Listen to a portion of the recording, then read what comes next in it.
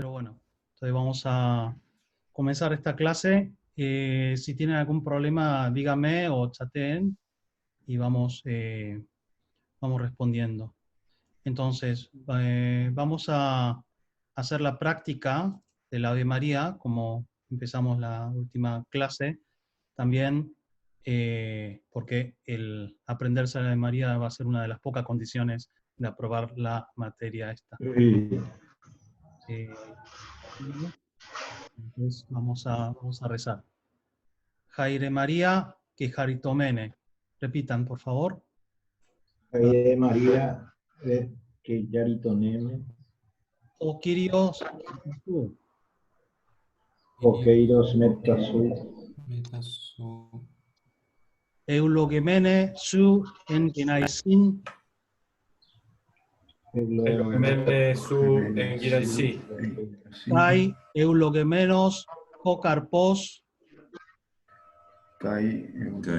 Gemenos, Jocarpos, Kokarpos tes koiria su Jesus, Escoidias, su Jesús, Agia María Meterceu, María metersu, Proseuju Hyperimon,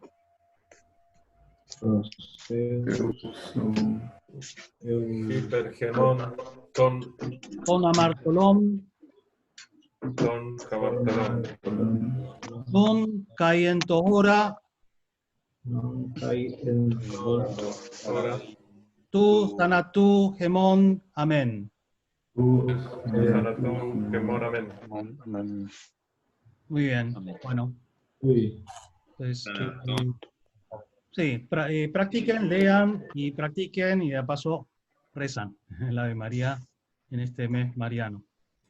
Bien, entonces les voy a compartir el otro archivo, apuntes 2016. Esto, Podemos mutear el resto de los alumnos ahora que tengan que hablar, porque si no hay ruidos ambientales y se va cambiando la imagen. Es una sugerencia, perdón.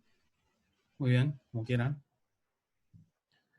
Bien, entonces hoy vamos a repasar un poquito el uso básico de los sustantivos en sus declinaciones, aunque a modo de repaso, porque ya en realidad lo vimos.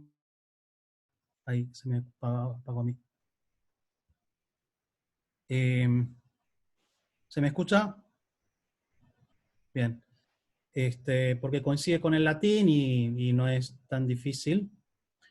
Y después vamos a empezar a ver los verbos en esta clase y también en la clase de la tarde y vamos a hacer algunas traducciones.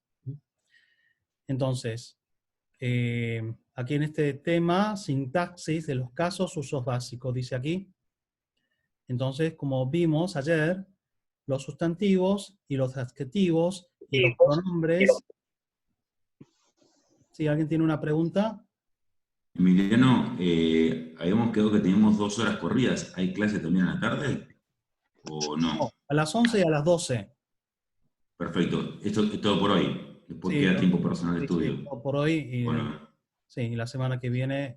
el viernes. Perfecto. Viernes a la tarde, sábado a la mañana y domingo a la mañana. ¿Okay? Perfecto. Después pueden recuperar esas horas viendo el video o estudiando por su cuenta. Así fue el acuerdo de las 12 horas de estudio entre las clases y las horas personales de estudio. Antes de presentarse en el examen, va a ser un examen bastante corto y fácil.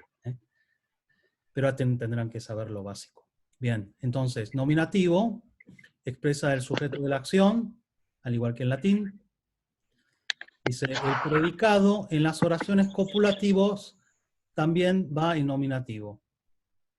Las oraciones copulativas son aquellas oraciones en las que el predicado, saben ustedes que una oración se constituye con el sujeto y el predicado, es decir, algo que comienza, o sea, una parte de la oración que se refiere al sujeto de la acción, y después el contenido de esa acción, en el caso de que sea una oración transitiva. Pero también existen algunas oraciones llamadas oraciones copulativas o predicativos, también se dice en la gramática en castellano, en la que el predicado contiene una identidad del sujeto. Yo soy argentino, yo soy profesor. En esos casos, el predicado también va en nominativo. Esto es lo que está explicando acá. Entonces, aquí en la primera oración, como ejemplo, aquí hay un verbo y hay una preposición, que supongo que todavía no lo habrán estudiado, pero bueno, como a modo de ejemplo y adelantar un poquito, se puede estudiar. Aquí dice, ho, de Petros, Anastas, Endramen, epi, meion. Entonces, aquí, este es el artículo. Esto es un adverbio. De significa entonces, o simplemente es lo que se traduce en latín con el autem. Si leen en latín y saben un poquito, verán que el Nuevo Testamento está lleno de autem, ¿no? Es como un pues de un español de un argentino. Es una especie de muletilla escrito, en realidad no significa nada, de. Y en el latín, perdón, en el griego bíblico se encontrarán muchas veces, ¿cómo se traduce? Nada. O sea, entonces, Pedro, ¿y por qué dice entonces? ¿Por qué una causalidad? No, es una muletilla. No tiene mucho significado. Anastas, perdón, ahí se está conectando alguien. Ahí le di ok. Esto es un participio, no importa. Endramen se fue. Epi, monumento. Bueno, en este caso, bueno, el ejemplo es que Petros, que es el nombre de Pedro, que se declina, está en nominativo. Y aquí dice lo siguiente. Ecusen de Herodes o tetrarques. Ecusen significa oyó, oír en pretérito perfecto, de, lo mismo otra vez, el autem, el entonces, el Herodes, el nombre que está en nominativo, o el artículo, también el artículo en nominativo, ¿verdad? En nominativo en masculino. Tetrarjes, el tetrarca. El tetrarca es un adjetivo en realidad, pero que se sustantiviza y acompaña, modifica Herodes, siempre en nominativo. No tiene más misterio, esto es fácil de entender. Vocativo.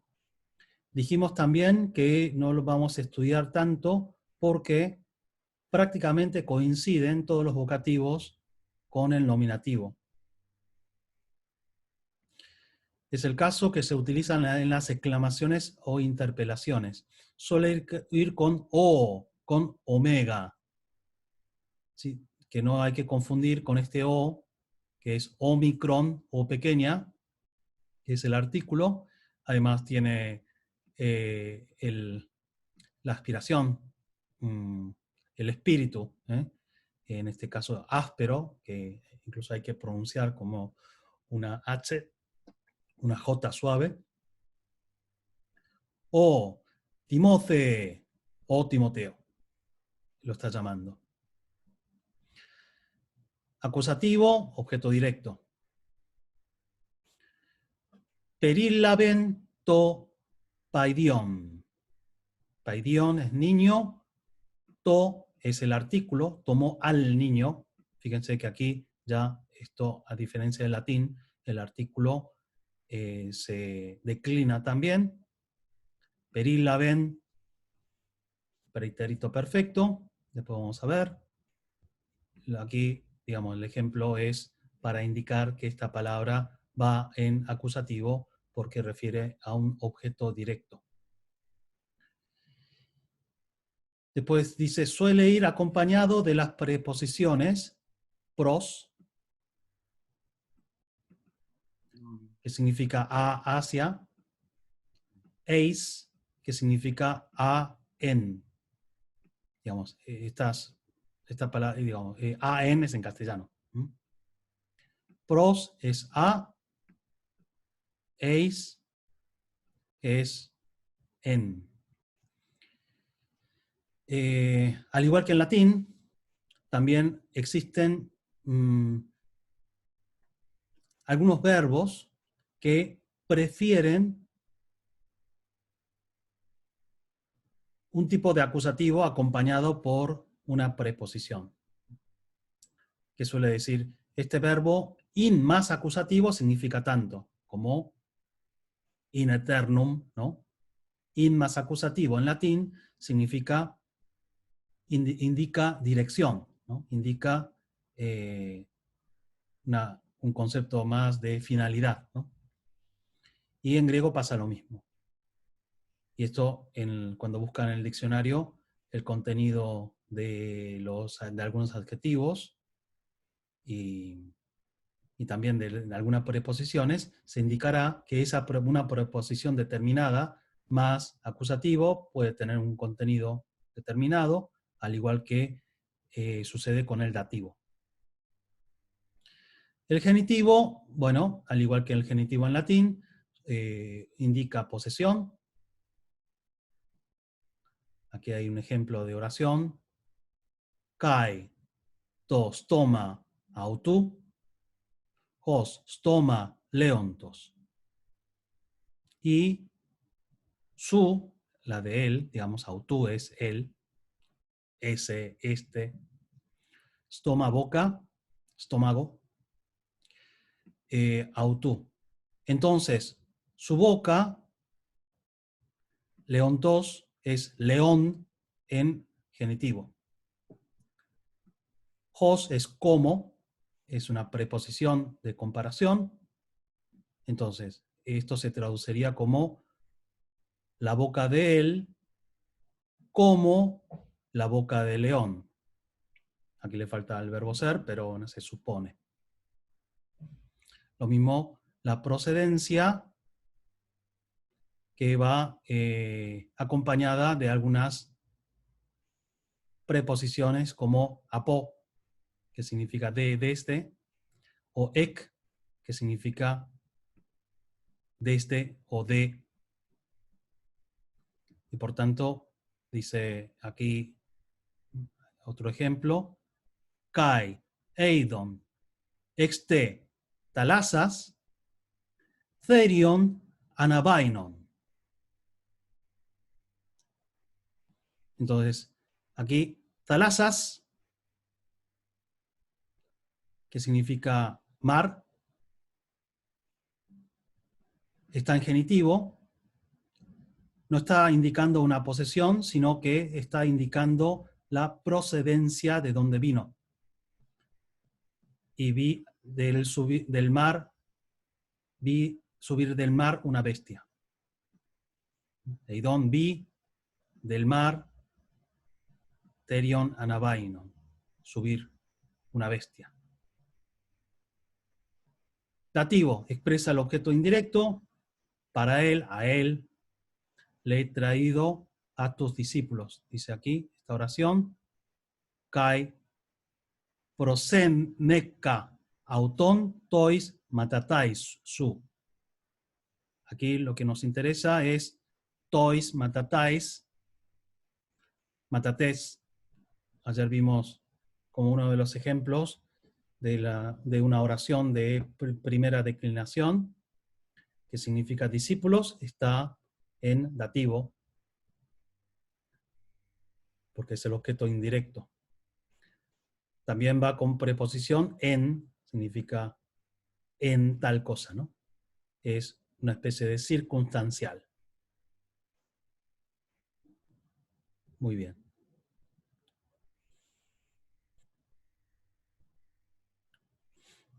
Para indicar tiempo se utiliza muchas veces el acusativo, no siempre, pero muchas veces se utiliza el acusativo para referir el tiempo.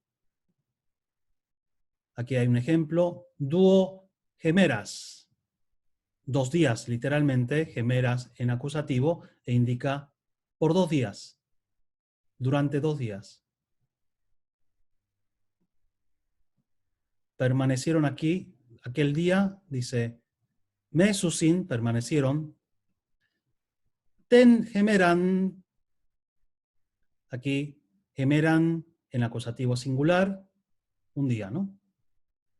Ekeinen, estuvieron, permanecieron.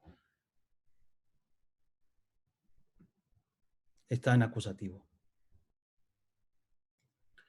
El genitivo también, aquí hay otro ejemplo, que significa expresa la clase del tiempo,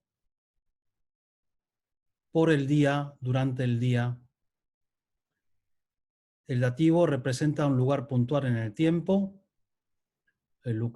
al tercer día, en el tercer día.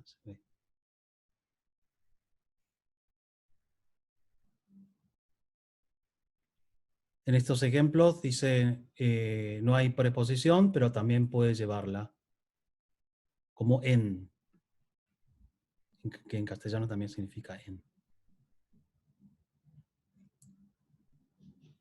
El espacio, dice, cuando se utiliza el acusativo, indica el lugar a o hacia donde va. Con preposición eis, señala hacia el interior de. Eis también es a. Con pros, indica dirección a. Cuando se utiliza el genitivo, indica el lugar de dónde. Procedencia, ¿no? Cuando está en dativo, indica el lugar donde se está. Aunque el Nuevo Testamento es raro que aparezca sin preposiciones. Preposiciones, dice, bueno, que son importantes para entender y traducir un texto y marcan los complementos circunstanciales. Y como comentamos el otro día, como en el griego no existe el ablativo del latín que indica las circunstanciales, es mucho más frecuente el uso de las preposiciones en el griego. Y además, la preposición que acompaña una palabra cambia bastante de caso, como hemos visto aquí en el tiempo y en el lugar, ¿no? Que prácticamente menos en el nominativo se utilizan los 3 casos que quedan: acusativo, genitivo y dativo, con significados distintos.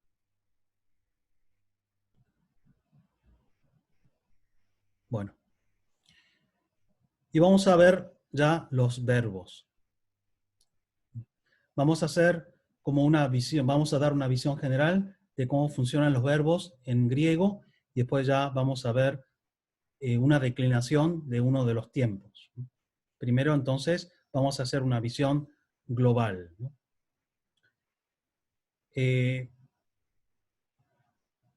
La morfología de un verbo. La morfología es la parte que se estudia la formación de la palabra, ¿no? Morfos, de la forma. De cómo se forma un verbo, qué parte se compone. Entonces, al igual que en castellano, en castellano es ligeramente distinto, pero también tiene voces. Hay una voz activa, y una voz media, y una voz pasiva. Aquí la gran diferencia es que existe lo que se llama la voz media. La voz activa es yo como la manzana. La voz pasiva es decir, la manzana fue comida por mí. Suena un poco mal la oración, pero bueno, la voz pasiva indica pasividad. O sea, el sujeto del verbo no es el sujeto de la acción, sino el sujeto pasivo como el objeto de la acción. Pero en griego existe lo que se llama la voz media, que indica que el sujeto realiza la acción del verbo sobre sí mismo. Como los verbos reflexivos en castellano. Por eso se traduce en castellano como si fuera un verbo reflexivo, añadiendo un pronombre reflexivo. yo me desato, para mí, digamos, ¿no? El verbo luo, que significa desatar, este verbo es el más regular, y por eso es el primer ejemplo que después vamos a ver. Es como el amo del latín, ¿no? Habrán estudiado seguramente el latín, la primera conjugación con un verbo fácil, porque sea muy regular, y el verbo luo en griego es uno de los verbos más regulares. Es el verbo más regular y es de primera declinación, por tanto, lo van a ver con frecuencia cuando estudian. Entonces, luo, que significa desatar, esto está en presente, primera persona singular, yo. Yo desato. Esto está en voz activa. O puede tomar la voz media, luo mai, yo me desato. O la voz pasiva, que en este caso coincide con la voz media, luo mai, yo soy desatado. Si coinciden, ¿cómo lo distingo? Por el contexto. También por el contenido de la palabra, por el significado de la palabra. Bueno, estas son voces, es simplemente mencionar. También importan las voces, cómo funcionan las voces, porque existen también en griego lo que se llaman los verbos deponentes.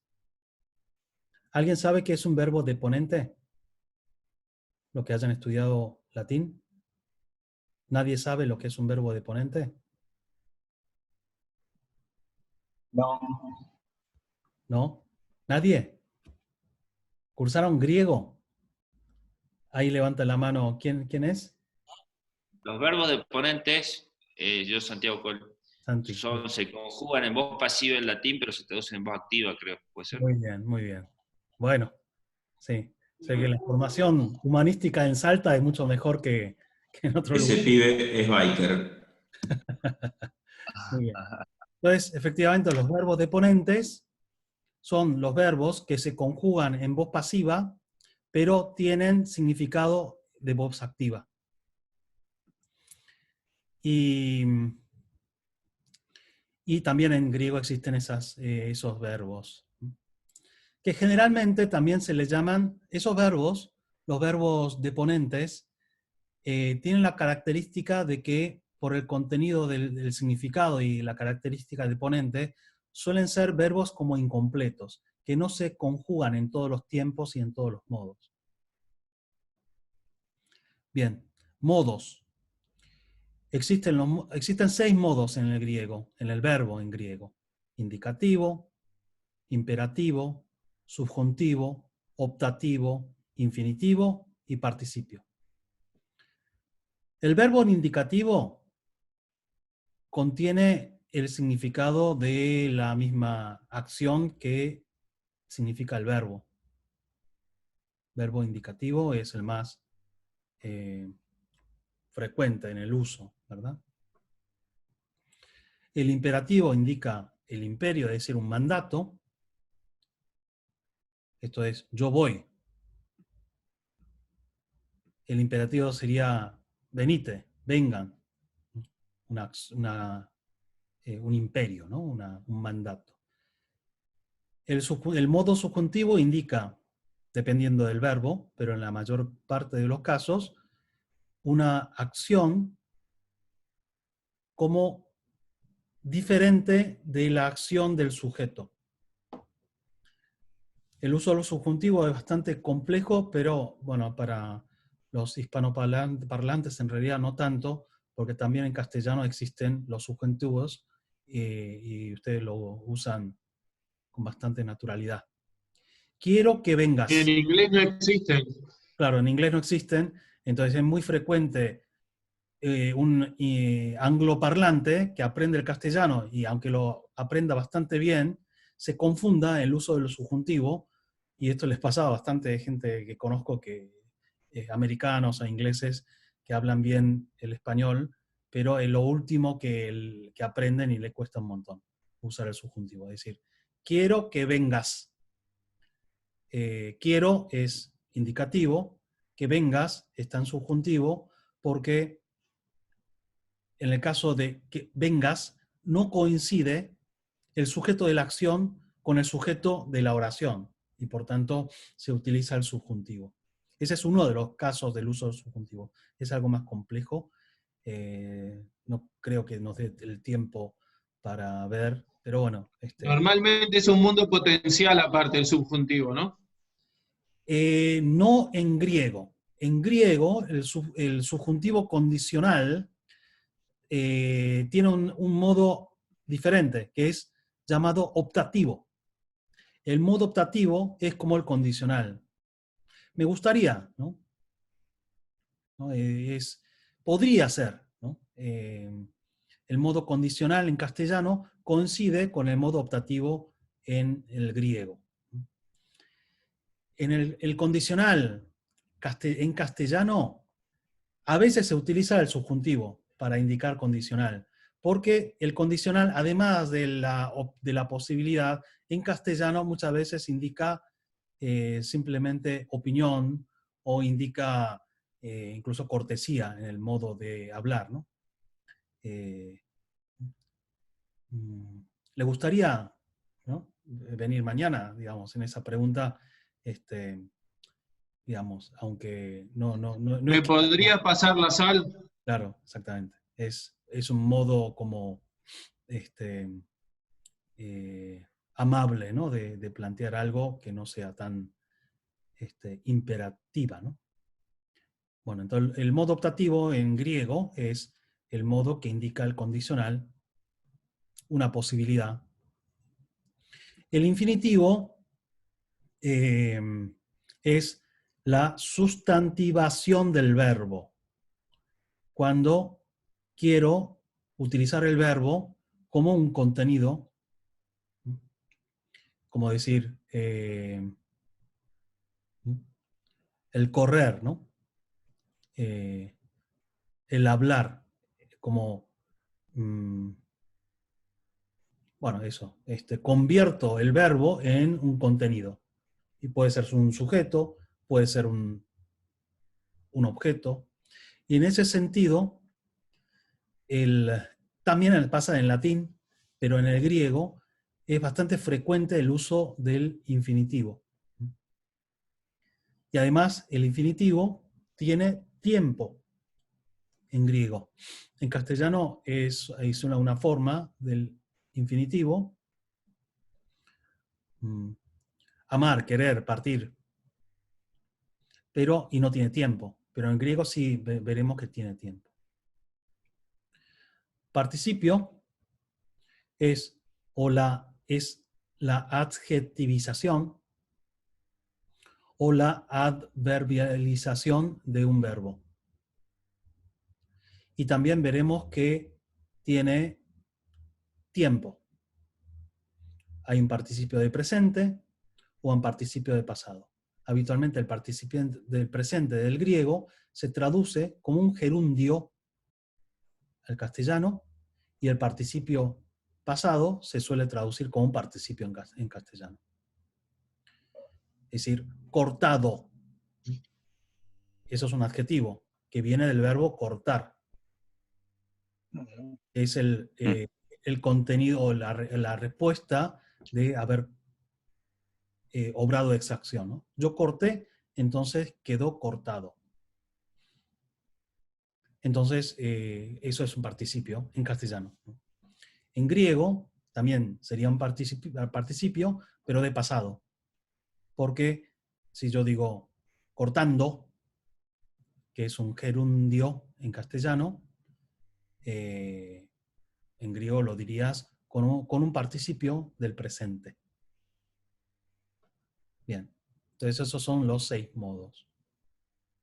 Tiempos. O sea que, una pregunta, no existe gerundio en griego como tal. No como existe el modo. gerundio en griego, no existe el gerundio en griego, sino existen participios de distintos tiempos. Presente y pasado, el de presente sería como el gerundio. Sí, también existe el participio de futuro, que es un gerundio, pero en vista de una acción en futuro. Digamos, en considerando, digamos, no sé si en castellano es correcto, pero a veces se dice, ¿no? tipo Sí, nos estamos encontrando mañana. Claro, por ejemplo, ¿no? Referir un gerundio que sería un presente continuo. Habitualmente en castellano el gerundio es presente continuo, pero como el ejemplo es ese, ¿no? Nos estamos viendo mañana, no es el presente continuo, sino que es un futuro, es un participio, un gerundio de futuro. Y en griego sería el participio de futuro. Tiempos. Entonces, se divide obviamente en pasado, presente y futuro, al igual que todos los idiomas. Entonces, se dividen así. Presente, futuro y perfecto. Perfecto sería el pasado. Y después existen el pasado, el perfecto, pasado imperfecto, pasado aoristo y pasado pluscuamperfecto. El imperfecto en castellano sería, y en ese sentido coincide en el uso del griego, es una acción repetitiva en el pasado o habitual, como yo venía. Yo venía por el centro, no es que vine una sola vez, ¿no? El aoristo se refiere a una acción puntual. Aquí dice, equivale el indefinido o el pretérito perfecto simple del español. Lo que sucede es que en el español, dependiendo del lugar que sea, el pretérito indefinido o no se utiliza o se utiliza siempre, ¿no? Como en Tucumán, dicen, ¿no? ¿Has visto? ¿No? Dicen, siempre utilizan el indefinido, nunca utilizan el perfecto, mientras que en la zona, digamos, de Buenos Aires no se utiliza nunca, ¿no? El indefinido, y se utiliza siempre el perfecto. Yo vine, o yo he venido, ¿cuál es la diferencia? En su origen, y me parece que los españoles sí lo distinguen un poquito, aunque poco, casi se utiliza de una forma indiferente, incluso en España, pero originariamente el he venido tiene una cierta repercusión en la acción del presente.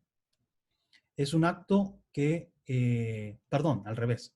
El aoristo es una acción que queda en el pasado y es puntual, mientras que el perfecto es una acción del pasado, pero que tiene una cierta repercusión en el presente.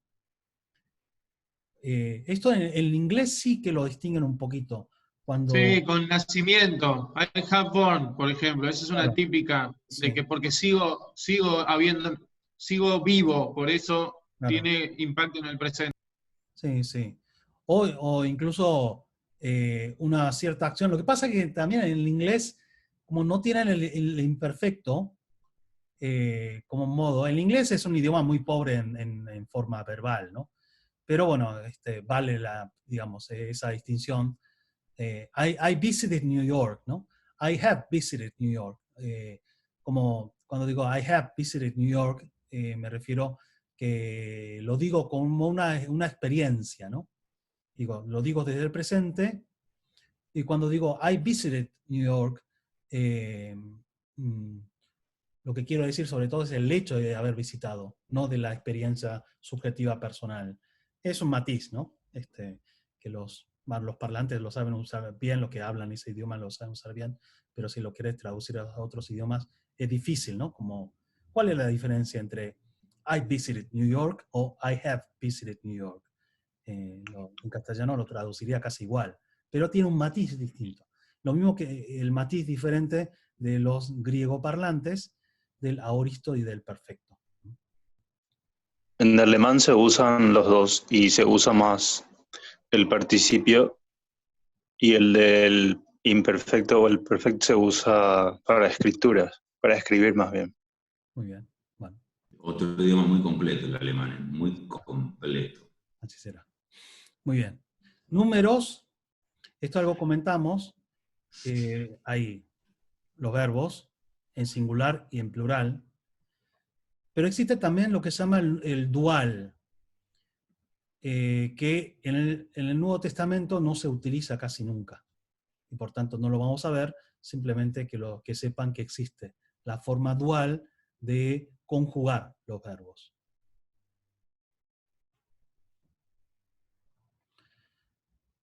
¿En qué consiste? No nos deje con la pica. ¿Cómo? ¿En qué consiste la forma dual? Existe. Son dos personas. Bueno. Bien. Bueno, entonces, ¿qué tipos de verbos existen? ¿Cuántos tipos de conjugación existe en el griego? 2, es más sencillo. En castellano hay 3, ¿no? Los verbos terminados en ar, er, ir. Todavía me acuerdo de estar memorizando los verbos en castellano, la conjugación, la parte más difícil para un extranjero que quiera aprender español. Aprenderte todas las conjugaciones al principio, cuando me dieron la tabla, casi me muero. ¿Eh?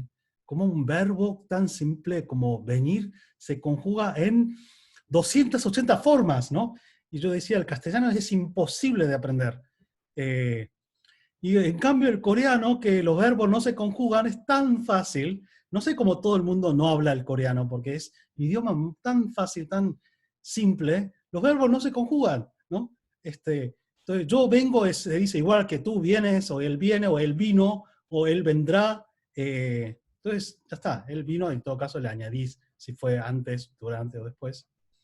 Si quieren después doy un curso de coreano, sería mucho más útil que el curso de griego. Por lo menos van a entender Parasite. Que usas Una preposiciones. pregunta sobre eso. Tiene que ver también, por ejemplo, con el hecho de que no se, por ejemplo, en el latín antiguo, no sé en el griego, pero no se separaban las palabras. También. El nivel de ambigüedad con el que se maneja ese tipo de expresiones. Lo que pasa es que Altísimo. sí, hay que tener en cuenta que en la antigüedad los idiomas se hablaban, no se escribían prácticamente. La escritura es un fenómeno comunicativo relativamente moderno. Moderno, no tan moderno para nosotros, pero estamos hablando de un idioma que se hablaba en el siglo V a.C., donde escribir algo significaba gastar un montón de recursos en conseguir un cuero, blanquearlo, o sobre una piedra, imagínense, ¿no? Excavar sobre una piedra una escritura, ¿no? Y poca gente tenía escritura, ¿no? Y la gente lo hablaba, ¿no? Entonces, y cuando lo escribían de tal forma que cupiese la mayor cantidad de letra posible en un espacio determinado, sobre todo porque el espacio era caro, ¿no? Entonces, ¿cuánta repercusión tuvo la escritura en el lenguaje? Yo pienso que más bien poca, quizás sí, quizás tenga razón, pero yo pienso que más bien es un modo muy verbal de hablar. Pero a la hora de interpretar las obras originales de Aristóteles o de Cicerón, que están escritas de corrido, hay mucho debate sobre qué dijeron realmente, ¿o no? Digo, mucho debate no, porque no hay tantas diferencias, qué sé yo, gramaticales que tengan repercusiones en la semántica. Lo que sucede con Aristóteles sucede con el Nuevo Testamento, ¿no? O con la versión griega del Antiguo Testamento, que también se escribía todo corrido. Esto de los espacios es cuando ya se generaliza el uso del papiro, ¿no? Del papel, que era más barato, porque venía de madera, no del cuero de un animal. Mucho más fácil cortar madera que matar una oveja. Entonces ya hay más espacio y también no queda algo solamente reservado para los para los más ricos, ¿no? Bueno, vamos a hacer un rato de descanso. No sé por qué no se cortó esto. Ya pasaron 40 minutos, porque empezamos más tarde, ¿verdad? Bueno, entonces vamos a hacer un parón aquí y nos volvemos a conectar a las 12 minutos de recreo o de estudio personal, y después seguimos. Bueno, se conectan con el otro link. Estamos en comunicación con WhatsApp.